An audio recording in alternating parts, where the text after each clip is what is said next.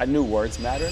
We fled war, we were refugees. Was there anything that you were told when you were young that you couldn't be or you wouldn't amount to that right now? Growing up, you can offer me candy, you can offer me like soccer shoes, or you can offer me a math set. Which one of these three things will bring me the most joy? For the people that say I'm too loud, that sometimes I do too much, I'm here to shake tables. I'm here to cause a little chaos. I'm here to prove you right on They Say I'm Too Loud.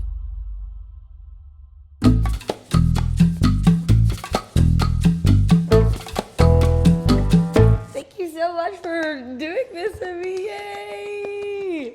And this is really cool because this is actually the first episode I'm recording with somebody else for my new podcast. Oh, wow. So I had a podcast already. I called it The Silly Chats. And then I started recording things and nothing about it was silly.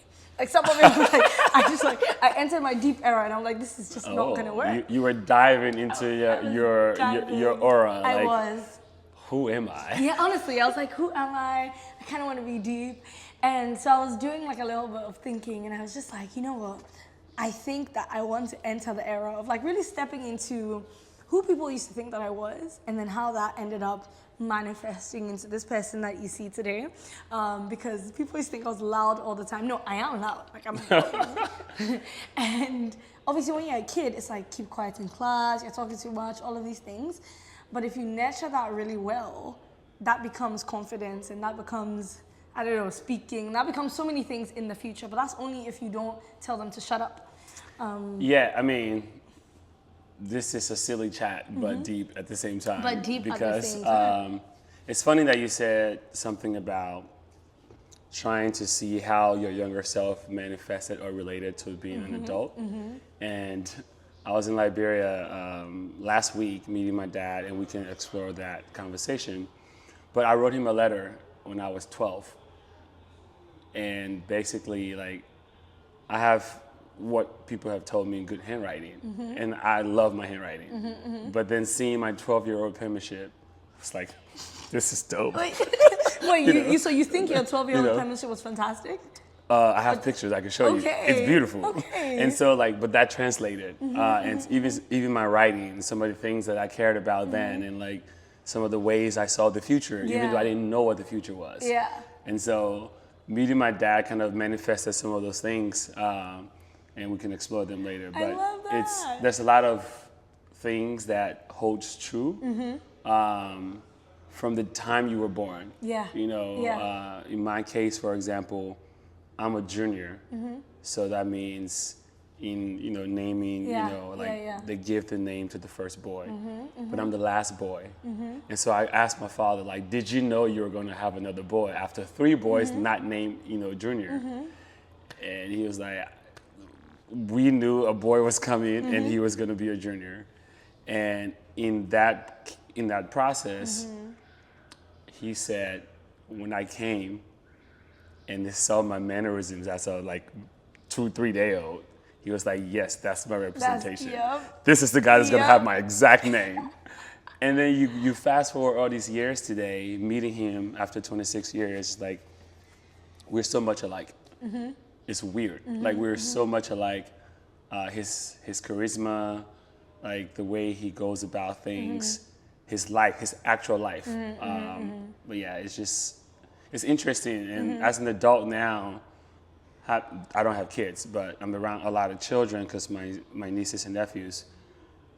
I take pride in trying to nurture like the things that I think are dope in them as kids, because I know for a fact that's gonna be what you said, confidence tomorrow if it's nurtured. So there's a lot of intertwine and just kind of interweaved, activity that goes on from childhood to adult. And you can see it on the negative side as well, right? When the kid is kind of like bad and or like don't have the right direction. Wow. Well, that ties into my next question actually, which is, was there anything that happened? So basically my thing is when I was young, people said that I was too loud. And this is what that became. So now I'm loud, but then it works in my favor right now. Shout out to YouTube. Shout out to YouTube. I don't know if you can tell, and we're gonna get into this, but Augustine is wearing a YouTube black hat because I actually met him. I'll tell you guys in a second. But was there anything that you were told when you were younger that you couldn't be, or you wouldn't amount to, that right now it's like, ooh, I'm loud and I'm proud? I don't know if I was told that I wasn't going to be anything. I think if anything, I was told I was going to be everything, which had a profound impact on the way like my life turned out to be, because I truly believed it, even though like the opportunities available at the time was just limited, right? So could you just, let's jump straight into that. Yeah, I mean, like many people, I think we all now understand this African parental culture where like, oh, you're gonna be a doctor, lawyer, engineer. But I grew up as a refugee kid, and so after 3 years old, we fled the war from Liberia, went to Ghana, and we're in Ghana also.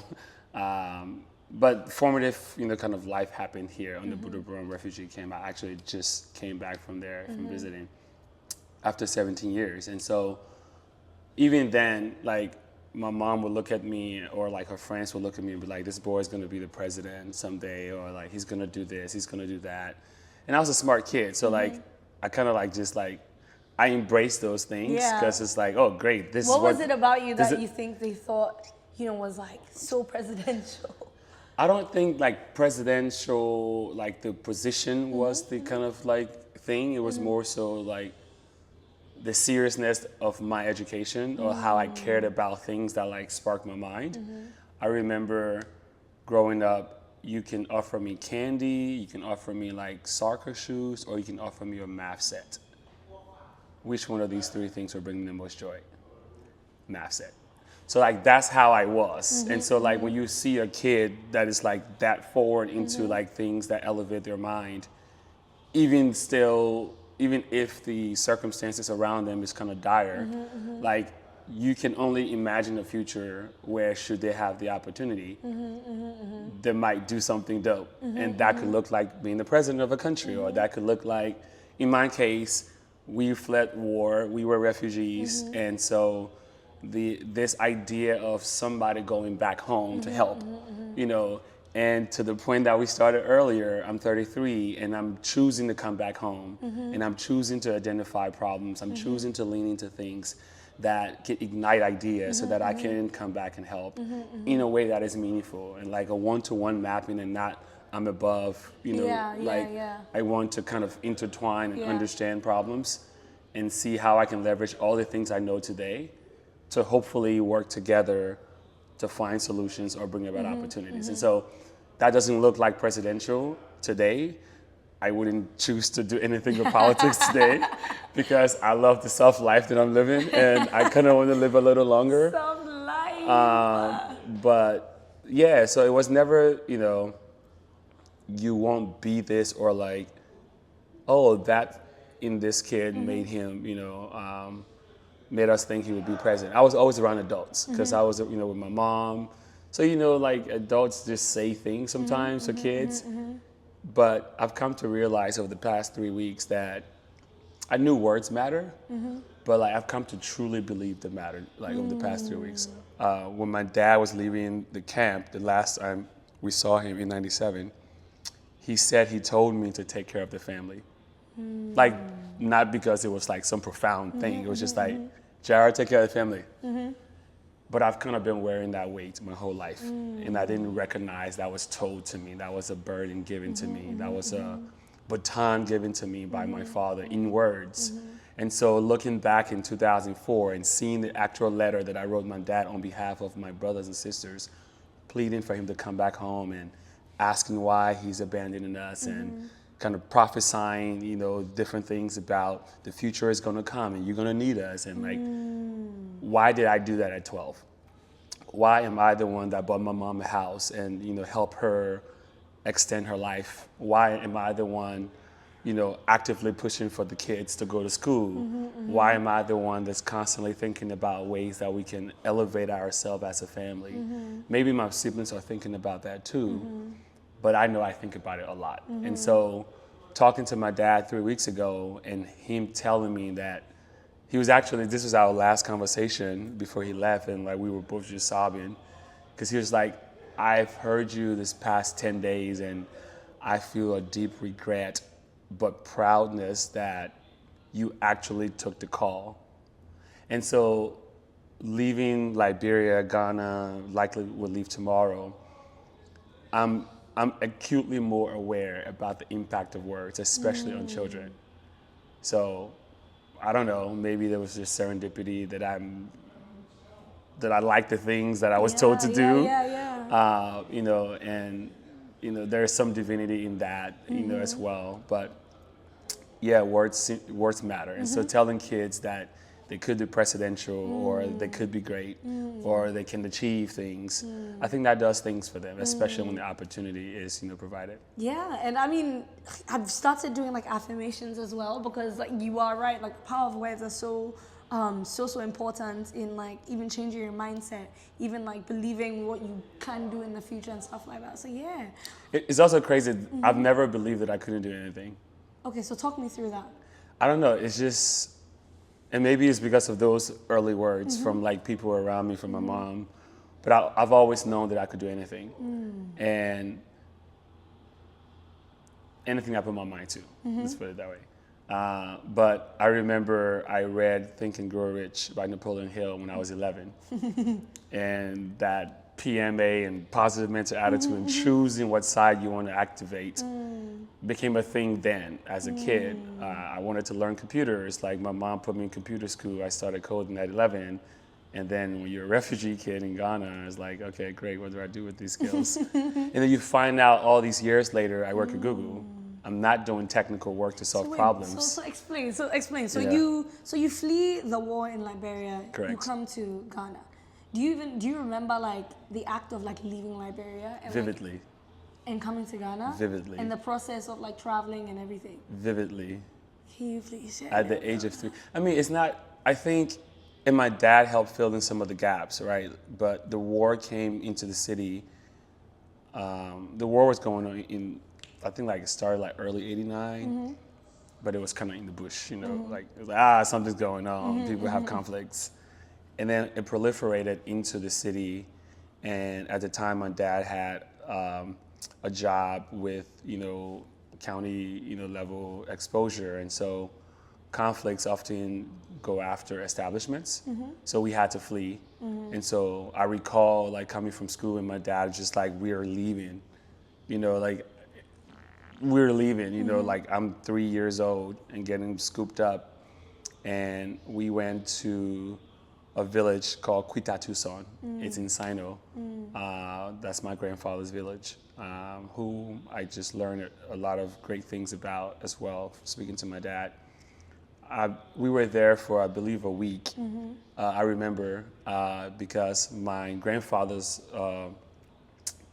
grave was like kind of like the center of like the huts around. And so like people used to put food on the grave, and then the morning comes and the food is gone.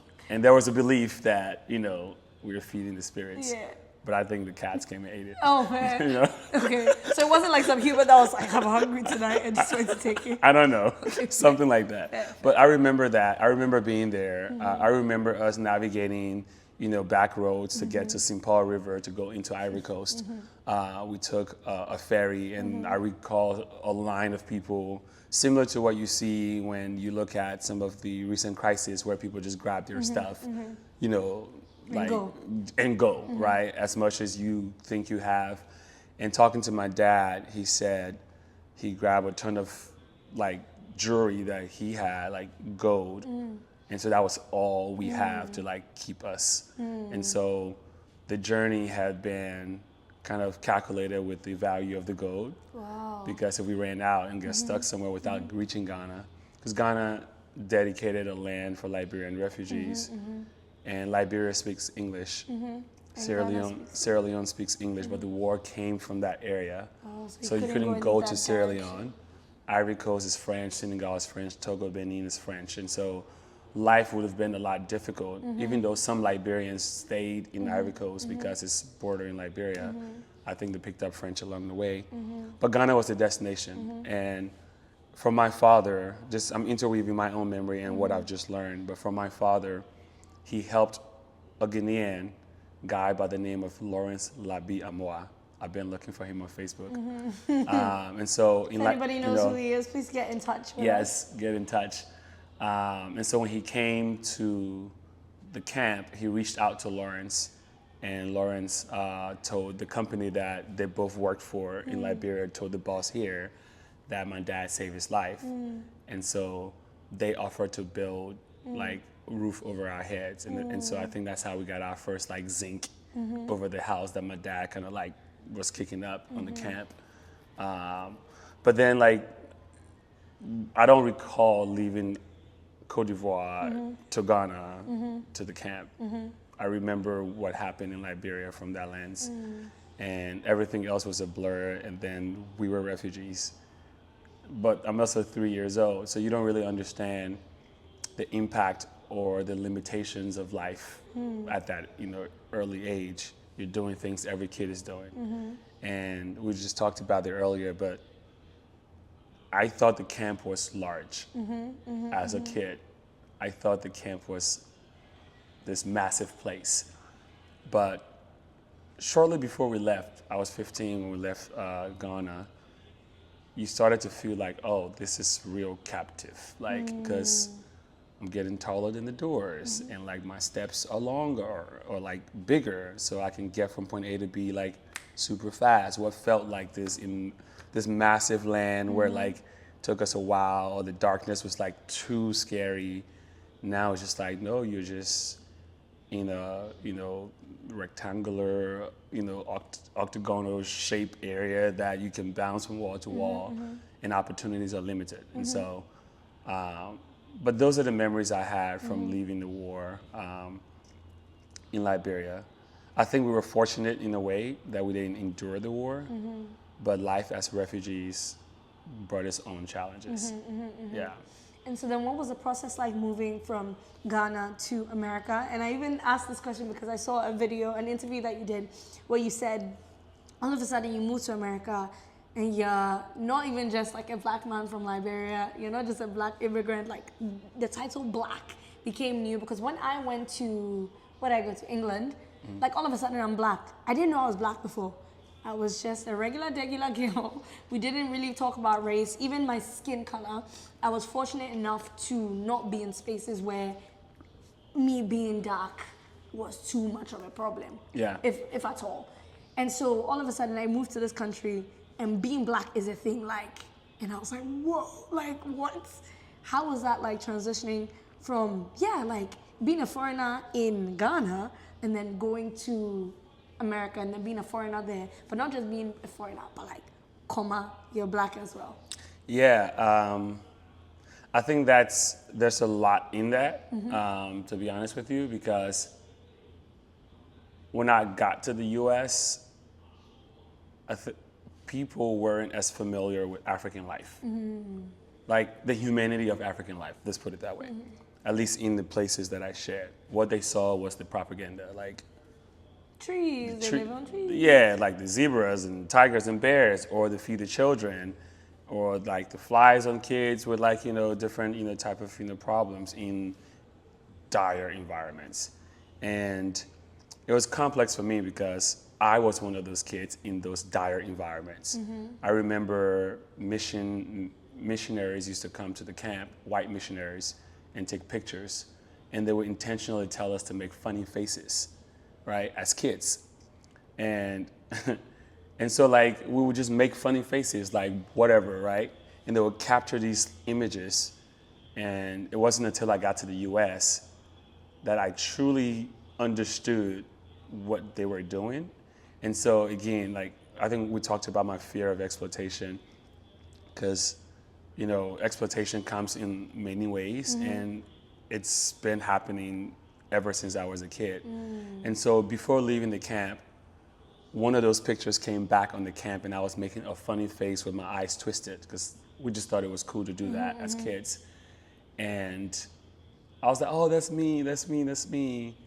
And then when I got to the U.S., it was the era of like feed the children or like give $1 to save a kid in Africa, and I couldn't help but think about perhaps there is a world out there somewhere that an image of me as a kid who was in dire situations on the refugee camp, but also playful and still a kid, was captured and used for exploitative ways for like personal gain or like personal, gratifications of some righteousness of some sort.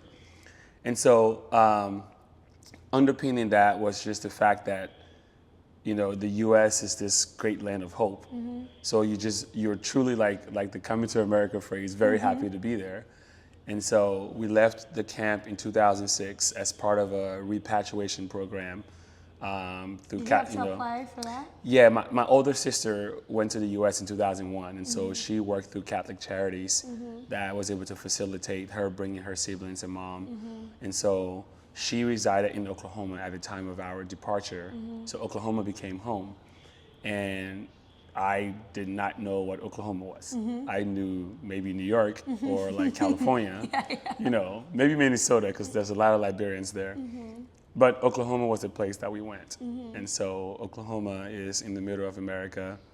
It's very white. And the culture, the history there, for folks watching, something that's prominent, Black Wall Street was in Tulsa, Oklahoma. It was a place where Black people came together to build economic empowering systems for their benefit. And white establishment burnt it down, literally dropped bombs on them. And you hear these narratives about just bootstrap yourself. Like Black people have tried, but time and time again in the US, they were just kind of taken down. So this is the place where I landed, February 2nd, 2006. It's freezing cold, there's snow outside, don't know what the heck that is. Never felt this level of like, kind of pain from the cold. But, we managed. And so when I said navigating life in America as a Black man, it was instantaneous. There was no room for like, oh, this 15-year-old boy should like, maybe like, get settled a little bit. It was just like, you just know that you're different. I'm the darker one in my school. First and foremost, I got placed into an all-Black school, which was one of the lowest underperforming school in the country or in the state. But where I lived was next to like a charter school that I could have went to. But there's this thing in America called redlining and like, where they intentionally kind of like impact communities so that tax value goes down and so that money doesn't go there and like the resources are like less. And that happens in most Black communities. And so when you're trying to buy a home and you have a good realtor that might show you like some districts that were redlined. And oftentimes it's done intentionally because like they want to purchase the land from the Black owners. So if we can like force and squeeze this into like deprivation, then the value goes down, down, down. And then 10, 15 years later, we come and pick it up, boom, that's the hottest spot. So there's all these systems in America that just let you know that you are an other. But then I was truly an other, right? Like I'm coming from a life of a refugee, I'm coming from a country of war, and I'm darkest, never been to America, don't understand the culture. But nothing about my representation spoke to any of those kind of like different categories of my life. I was just a Black kid. So I started experiencing the microaggressions that came with just my skin. And I remember I was 16 and every kid goes to the fair, the state fair. And I thought I could drive and I took my mom's car. I had a permit, but you're not supposed to drive by yourself with a permit.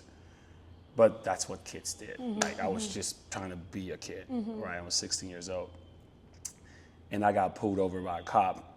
Again, like at the time, my only relationship with police was like through the song Diallo that Wyclef Jean made about the Congolese immigrant that was told to like freeze, and he reached for his wallet trying to show them that he has legal, like he has an ID, and to put 9 shots in him. that was my only representation of like police relationship. Every other thing I saw was through hip hop and like movies, nothing real. And officer just aggressively told me to get out the car, and I'm so confused. I'm like, what is going on? February in America, this is happening in August. So I'm still like fresh. Don't know anything. And just like harassed me to a point where it was traumatizing. But I never spoke on it actually until I think 2020, right? When all of the things were happening and you grow into these spaces and people are now like, oh, you're safe to be around. You work at Google, like I know you, and no, you're safe. You're not like them, you know? And so sometimes you pull on those traumas to get people to understand like, look, I too have experienced these different things. And so, but that was early on. Engaging with the systems in that way. I remember I had a job at JCPenney at the mall. I worked 3 jobs in high school. And this little white girl, I used to fold the jeans. This little white girl, like, Mom, like he's black. Like she's never seen a black person before. And it's all these small things, right? And even within my school, that is all black. You know, I was also made to feel like a lesser black because of my Africanness. Because at the time, the orientation of young Africans or Africans in general, like I spoke to earlier, was about to feed the children, was about all these different things. So it was a very complex relationship with self. And like, again, I'm 15, 16. Like, I look at 15-year-olds today, I'm like, poor you. Like, why would you have to navigate anything of that, you know, magnitude? So, but the sooner you recognize that, I think the better you can navigate, because I'm not unique anymore. I'm black. My uniqueness of anything doesn't serve me anyway. And I think in a way there are some distinctions. When you come from an African life or African family and you have status and you have money and access, you can choose to disengage. You can, oh, well, I'm going to school at Harvard. My dad bought a house and I'm not, like, you can do that because you're coming into the upper echelon class automatically as an African immigrant. But when you go in as a refugee that's African, that comes from the life that I came from, I don't have those luxuries. And so it's only when you talk to me that you might get a sense that I'm different, because the way I think is different, you know, or the way I move is different. But back then, and to some extent now, people don't care about talking to you. They just see you and they see their own fear and they push that to you and then react in ways that could literally bring you harm. So understanding that dynamic is super helpful early for your ability to survive. And so that's kind of what I spoke to earlier in that video about recognizing that I was a black person in America because I didn't have a choice. I knew I was a refugee. I knew my dad is from like Sino County. We speak Kru. I knew I was Liberian. I know I'm a quarter Ghanaian. You know, but like, there was no like, oh, I'm black, you know.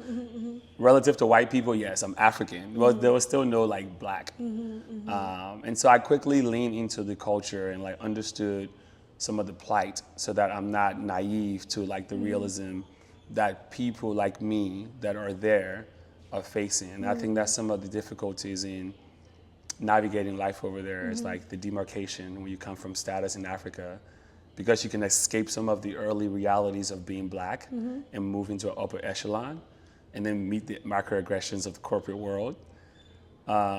Your view on like the realities of the black man or the black woman that is maybe at the bottom or in the middle, experiencing the rawness of like the racism, you can't relate to it.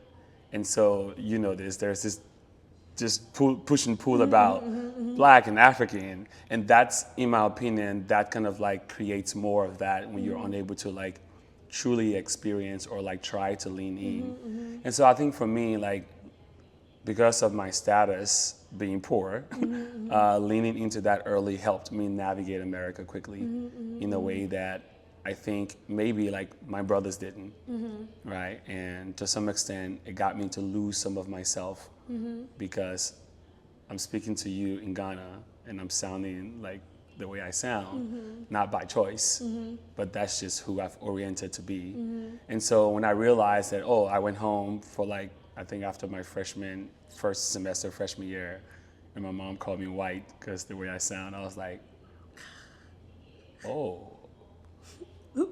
it's the series, like, we sell brony out here, or like, so you kind of like don't know that's happening. Yeah. Anyways, I can talk about all this stuff a lot. I know, I love that, and thank you so much for even like sharing all of that. And so I guess my next question is, okay, so you come to America, you have to navigate Oklahoma. What was the process like trying to apply for like, jobs and like even ending up at Google? Yeah, so. And what gave you like the strength or like the energy to try? I think I told you earlier that like I truly believe I can do anything. Yeah. So like that never went away. That still exists in me today. Yeah. And so it was never like an obstacle that I saw that I was just like, that's not gonna be, like surmounted. And so I'm on a 5 weeks vacation. This is week 4, and this is the longest I've been off of work in my life since I entered the United States. And so working has been part of just life. So we got in February. In March, I got my EAD, Employment Authorization Card. Yeah. We get that as immigrants that came through, whatever, structured processes. And I started working. I started working at KFC. I wasn't supposed to work at KFC because I was 15. You're not supposed to work until you're 16. But the manager was a Senegalese immigrant. And so like we kind of like lean on the African thing. And I've just been working ever since. And so for me, knowing that there is room to grow, I always lean into like finding ways that I can improve. And I think back on my grades on the refugee camp when my cards came back, all 98s, and the teacher will put on my report card, there's more room for improvement. And so, again, back to words and kids. I always look for room for improvement. Even being here with you is something that I haven't really done externally outside of like some videos at work, within the Google context. But there's always room for improvement. And so I worked at KFC. I started as a dishwasher. And I quickly got good at dishwashing because I used to do it at home. It's not like some. Because they made you. It's not like some skill that I was like, oh my God, I'm learning. But I loved working because at KFC, I could eat. Yay, and as much as it sounds like trivial, like food was hard to come by. My mom worked; she made $6.25 an hour. My brothers were working. The family dissipated because when you get to America, that's what it's about. You gotta work to survive. And so even down to me, the 15-year-old turning 16 soon, is already working within the month. And so you don't go home to dinners. I think there was probably a better familiar structure as a refugee because we're just always on the same timeline. And there was nobody like working. Like we all went home at night, or like, and so within KFC, I was able to kind of like, boss up a little bit. Went from like dishwasher to server, went from server to drive-through. And it was in the drive-through that I got to experience a little bit of benefit about like my Africanness because the girls loved my accent. And so like they would come through the drive-through when I talked to them, they would like, say that again. And I'd be like, oh, the girls like me. And then I went from that to like a cook. And I enjoyed that because I was like, I would cook with my mom. I love cooking. And so sharing that KFC experience to let you know that it's always like the throughput has always been about finding room to improve. Yeah. And so high school happened. In high school, I did a lot of things. I was the student president, student body president my junior, senior year. I did FCCLAs, like the Future Career Community Leaders of America. I did that. I went to St. Louis for the first time. It was cold. Didn't have the proper clothes, but it was fun to be there. I played football because I was forced to play football because I was the African kid that play soccer, but we didn't have a soccer team. So Were you good though? They made me the kicker. Yeah, I won All-City Kicker of the Year. I got a scholarship to go to school to play football at a historically black college. I declined that because I wanted to go to a different school. And yeah, that's kind of like how that worked. Like in high school, I worked 3 jobs. I worked at KFC, I worked at JCPenney, I worked at Hollister. And like I did everything because everything I needed, I had to work for. And so you get to college and it's the same. Like you're working 3 campus jobs. School is like, yeah, like I'm smart, but like who cares about being smart when you can't even find food to eat? And so school was never a priority to like make A's again. Like I wasn't the kid making 98s and 99s and getting like room for improvement cards. I got by, but something started happening that was just this manifestation of, I guess, charisma or like leadership. And like, I remember early on, a group of guys started this group called like Student of African American Brotherhood, SOB. And I went to a couple of meetings, and the next semester, you know, one of my frat brothers turned friend and like just brother for life, Brendan Oldham, he was like, oh yeah, I nominated you to be the president for SOB. I was like, what? Lead people of my kind? Like, why would you do that to me? You know? And so like, that's just an example. I always found myself in these spaces where I was either leader of men or leader of people. And leader of family. Leader of family. And so I remember I was made to lead the African Student Association. And so again, as the only Liberian in all of these experiences, navigating Blackness, Africanness, refugee, African, Liberian war within the African context.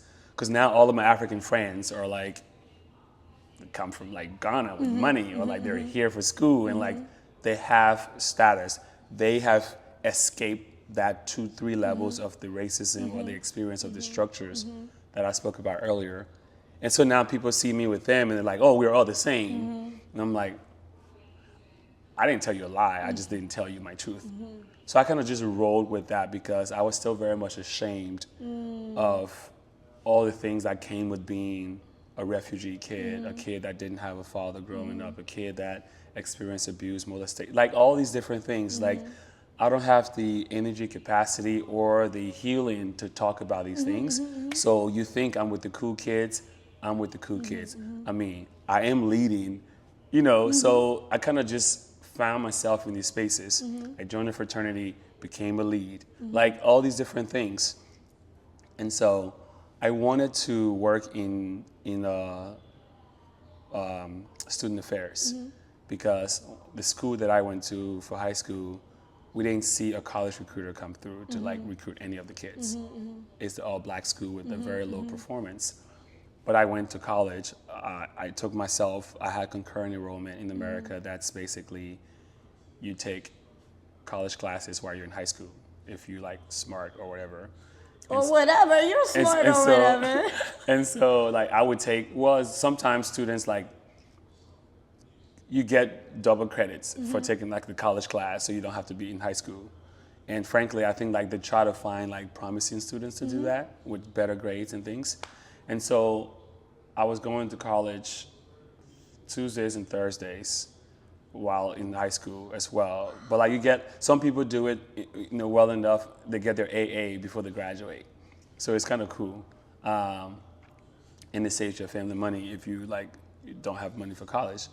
But one of the days that I didn't have college classes, I drove myself to the university and I found the visitation office. I got a tour, I got a t-shirt that says Go OU, the University of Oklahoma.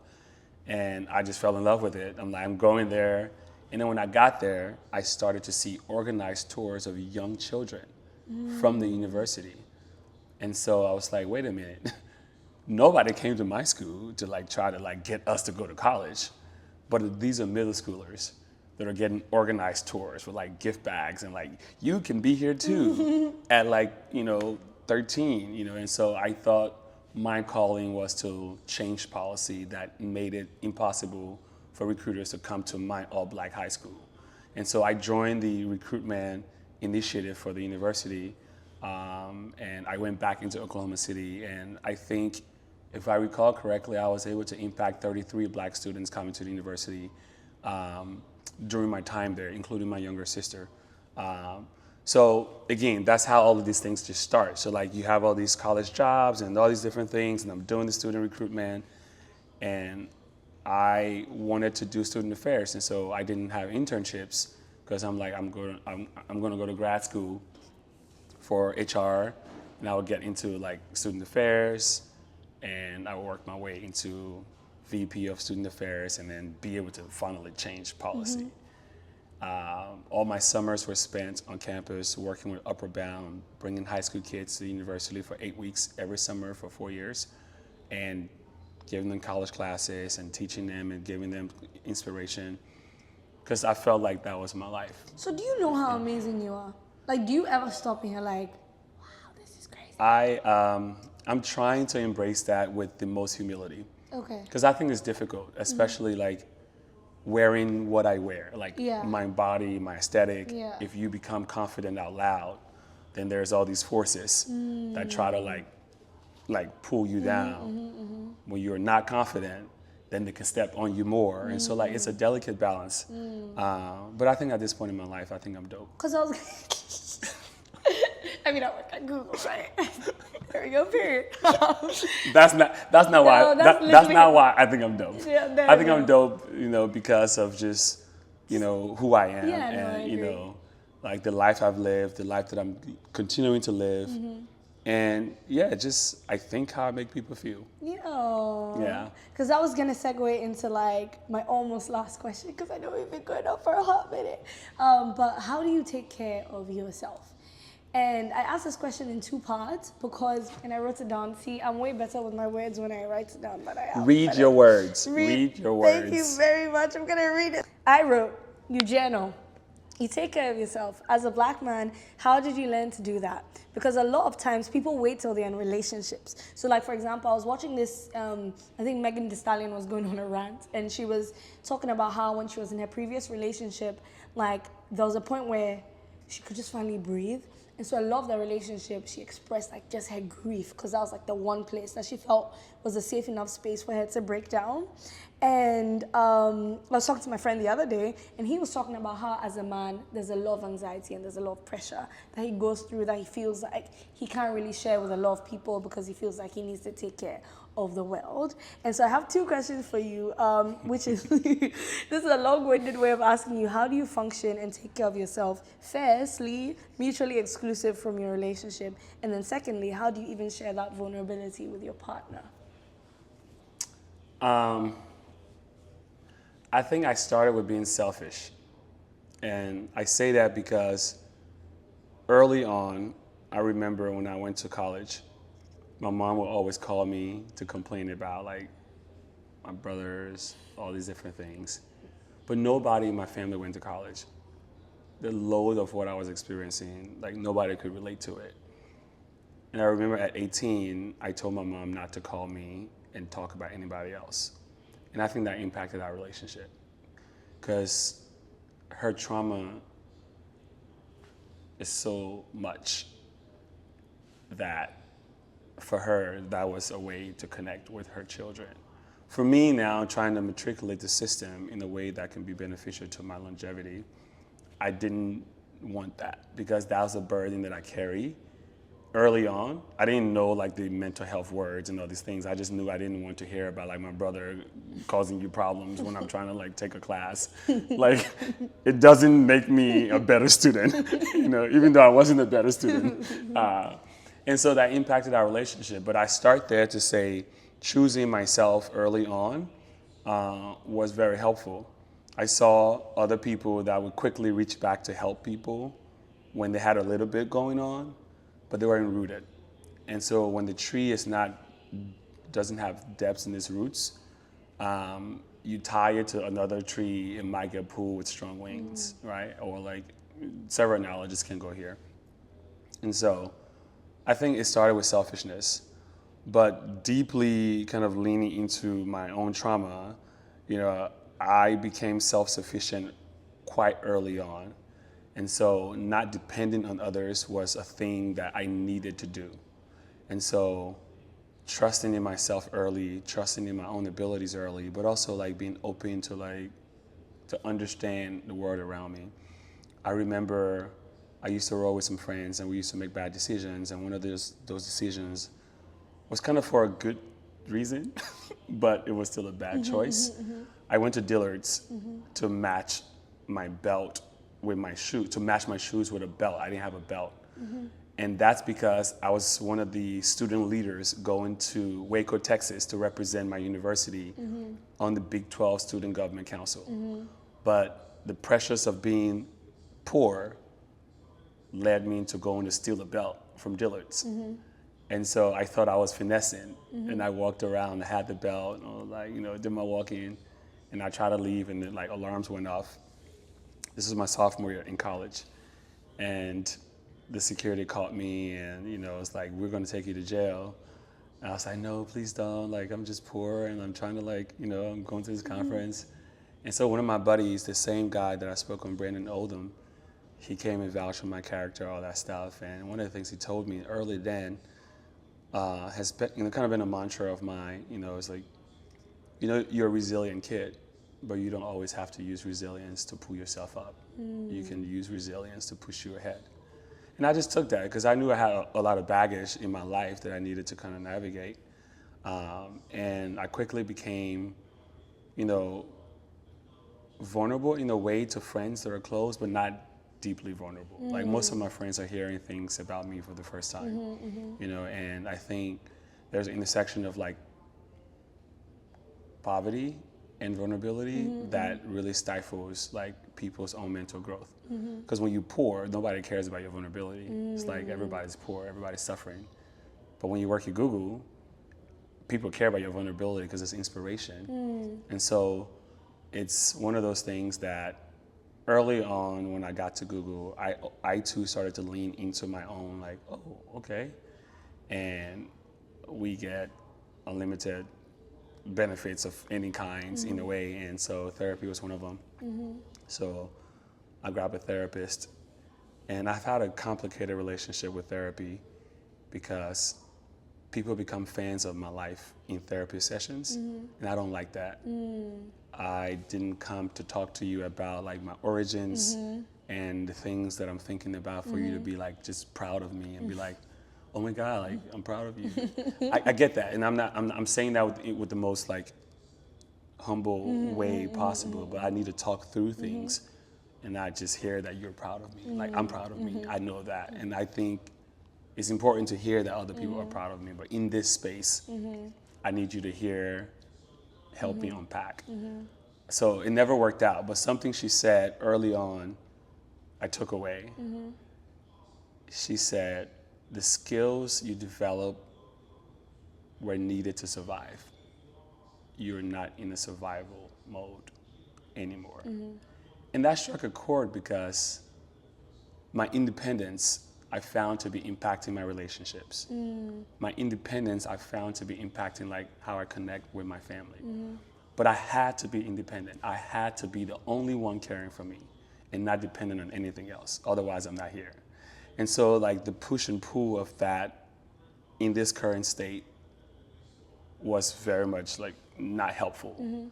And so ever since then, I've been working on self, and I try to take long walks. I love to hike. In 2021, my mom was going through something traumatic, and I went home to help.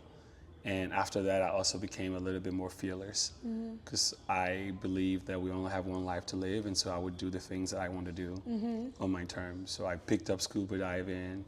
I was afraid of the ocean, but I wanted to walk the ocean floor. And that was also one of my most therapeutic experiences because my mind stopped and I could only think about myself for the first time in a way that I wasn't bearing that load that my father put on me all these years later.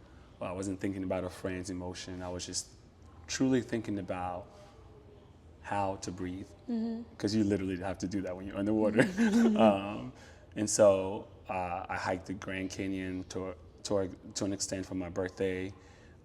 And now I just do the things that I want to do. I'm on a 5-week trip with a backpack. Everybody's like, you're crazy. Why are you doing that? You're going to Africa. You should come with like all these things. The fits or, everything. And I think, I don't need those things anymore. And I don't need the external validation or like, I don't need the placements to be around or associated with quote unquote cool things. I truly love myself. And I find that to be true because I sit and reflect now more so than ever about the journey. Before, it was just like my story. It was just like my life. So it never meant anything more because I'm living it. But now when I look back and I think about the impact I've had on people or that people have told me that I've had on them, or I look at the trying relationship with my father and how today I sit here and I'm not running from the pain anymore because I lean into the difficulty of that conversation. When I think about even like my sister, right, like connecting with her on a deeper level to help mend our relationship, because she's my only older sister. I didn't have good examples of older brothers, unfortunately, because of some of the traumas of an absentee father. But truly trying to understand myself in ways that bring me peace is how I manage my mental health. I also try to read and listen to audiobooks more so than read. And I started journaling on this trip for the first time in my life.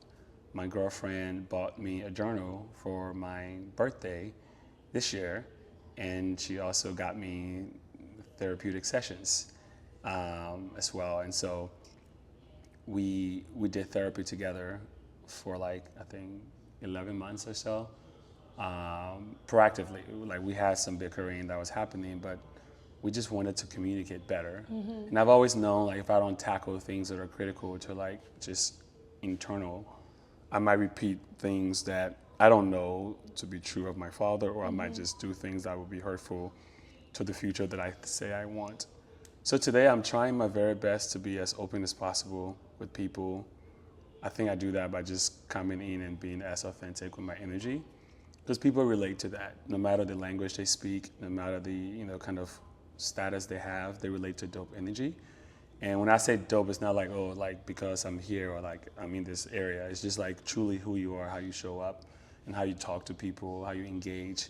Even on my travel, I try to lean into culture as much as possible because it's intriguing to learn. And so those are ways that I've tried to manage my own growth. I often am very open with my friends now, whereas before I didn't think about what that looked like, because again, I'm trying to survive. I'm trying to like pay my rent. I'm trying to get a job, and while all my friends are working, and so there was all these things. And so I think today I'll say I'm a much better version of myself, a more healed version of myself. I just walked the refugee camp that I grew up on for 13 years, literally hours ago. And my friend made it known to me that today is 12/31/23, so that's 123, 123. And I was like, yeah, I don't believe in these crazy things, but to me, the meaning that I can give to that is it signaled the beginning and the end of something that I can grow from and finally release myself from. Even this trip has been like, what is now the narrative? I'm no longer the kid that was abandoned by his father. I'm choosing to build with my father. I'm no longer the refugee boy. I'm no longer the abused kid. Like, I have status in a way that I can take care of my family and my relationship. So what now becomes this narrative? Because, we lean into our own trauma so much so that it becomes our identity. And that's what I'm excited about, to grow from and learn more about myself in a way that continues to foster positive mental, kind of growth, but also impact with the things around me. And you started a bunch of projects. So on the notes of things that you're excited about, please talk to me a little bit about that. You went back to Liberia recently. You organized a really impactful conference and just everything. Tell me about that. Yeah, so I think connecting with soil for me was important. My future, Liberia and Africa, is within it, and I would not run away from that anymore. I'm frankly tired of navigating the structures in the U.S. as a black man, and going home for me was important. And so I connected with a few friends in the States that are Liberians and some that are in Liberia, and we thought everybody goes home and talk about the different things that they're doing. Why don't we get together and talk about it together? And so Up Next Liberia Summit was born. We brought 200 plus professionals, including 50 students that we sponsored together to talk at the intersection of technology, culture, agriculture, and real estate. And so challenging the narratives and hoping to rebrand Liberia in a way that is also inviting to others and inviting to Liberians like myself. I went home for the first time in 30 years. We can talk about the reasons why I didn't go that long. I think there are valid reasons, but I don't want reasons to be the kind of barrier between me and my birth country. And so that's one project that just kicked off the ground. Back in the States, I work at Google, of course, but I work also as a deal operations lead for the Black Angel Group. It's an investment syndicate that brings together technical professionals from around the world. We are the largest Black investment syndicate. So we invest in great ideas, startups, at the intersection of AI and ML, solving problems across different sectors. Personally, I have plans that I'm going to kick off the ground. I want to open an incubator for students alike professionals to build and cultivate their creativity in Liberia. And then I want to tap into this energy that I have. I grew up on the camp where my mom owned a shop that I actually sat in front of today for the first time in all those years. And I truly believe the way you can bring people together is by creating spaces for them to enjoy and have fun. And I think the energy that I've cultivated over the years, I can put that into establishments that can create safe spaces for people to be themselves. And so working on that, but it's a start. Mm-hmm. I feel energized being here and leaving here. Mm-hmm. I don't have a ticket home. But you're leaving tomorrow? I might be going home tomorrow. So that tells you how much I might want to stick around, longer. But those are some of the things, that I have going on. And as it pertains to Liberia, it's a virgin state when it comes to solutioning and problem solving. But I want to take a very methodical approach to problem solving and involve Liberians for Liberia and not coming as the guy that knows it all with some Western perspective. Because I'm also learning a lot. And one of the funny things that I learned, well, it's not funny, it's actually quite important to my makeup. I didn't like sharing as much, food.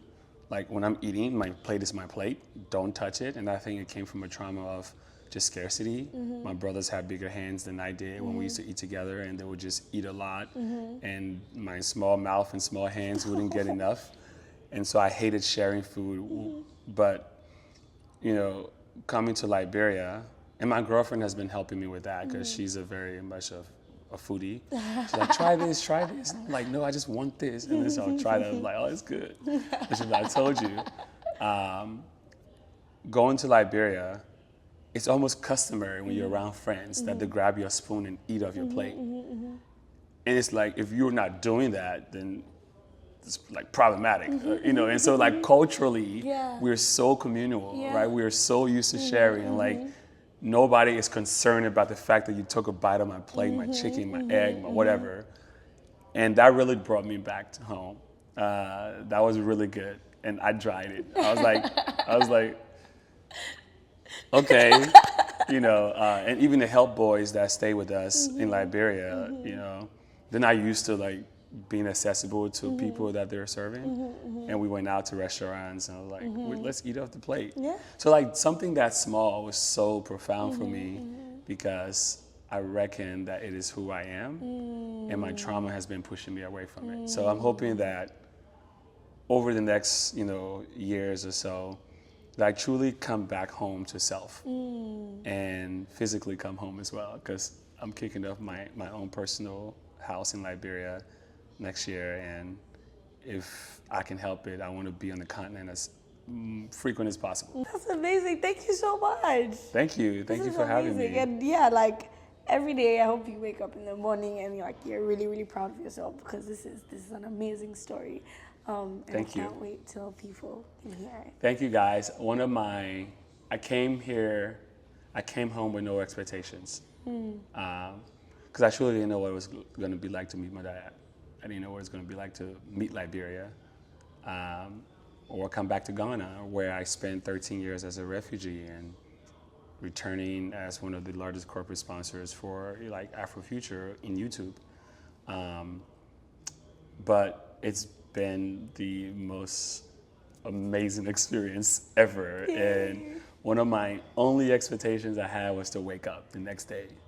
And I've waken up now for 4 weeks. And I'm enjoying all of it. And I plan and hope to keep waking up, to keep coming back. But meeting folks like yourself, like the dopeness that you are, like just even conversation. We met, 3 days ago? 3 days ago, and we're like best friends now? We're like best friends now. Pretty much. And so, but that's how life works. And I never want to close myself to energies that, you know, can help you grow, can help you connect, but also help you reach others.